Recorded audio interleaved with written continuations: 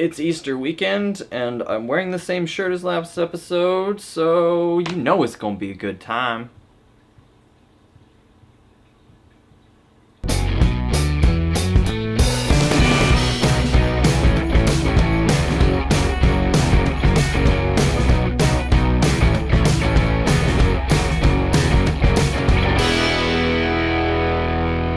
Hello there, I'm Colin, and welcome back to the Filmmaker Files. This week we're going to be stepping back on set by finding our set and then lighting it.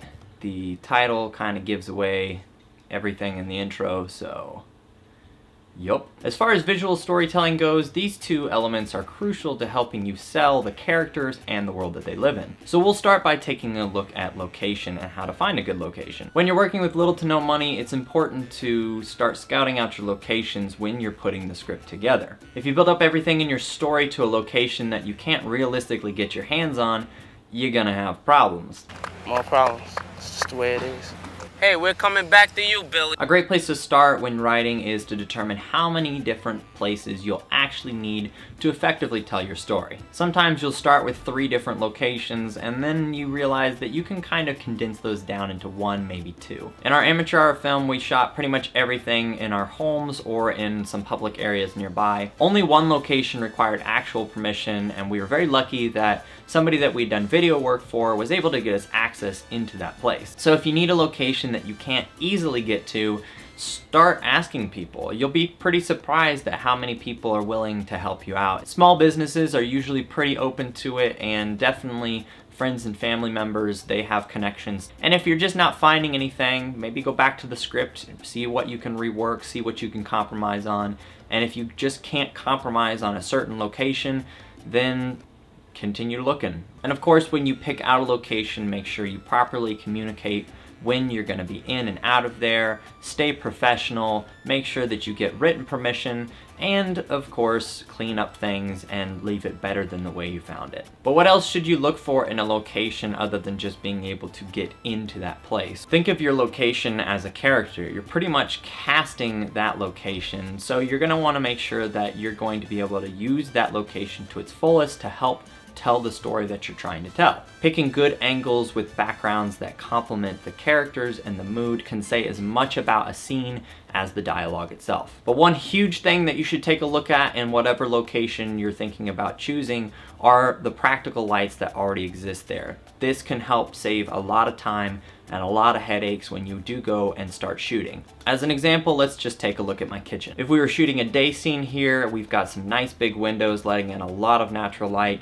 which is gonna be really nice on a super low budget film, and those windows are gonna turn into your best friends. With a couple reflectors, you can create a lot of different looks very easily. If we were shooting here at night, we'd start by turning on one light and seeing what that gave us, such as this overhead light here. Then we build up the rest of our lighting depending on what we need from the mood and that setting. You can experiment around with reflectors, LED lights, and even some cheap can lights that you can find at a hardware store.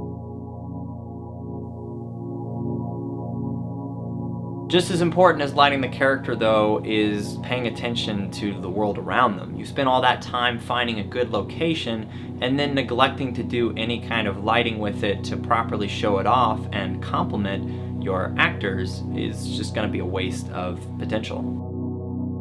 Now, there are so many different approaches to lighting that we're definitely going to have to spend an episode or 2 talking about just that at some point down the line. But hopefully this information will give you something to think about the next time you're starting to plan out a film and you're thinking about locations and how you're going to be shooting something. I think tackling as much as you can in pre-production saves a lot of time on set, saves you a lot of time setting things up, and it helps you as a director and a cinematographer better because you're walking into something knowing what you have to work with and knowing what you want to accomplish. And then any happy accidents you find while you're there, even better. That's all I have for you guys today. Next week we're going to be taking a look at a couple of different comments and requests that you guys have left over the past couple weeks. But I'd love to get more requests from you guys on what you would like to see me talk about and cover in this show. So make sure you leave those down in the comments below. Maybe give it a like, subscribe if you're not already, if you feel compelled to, and I will see you guys next week. Boom!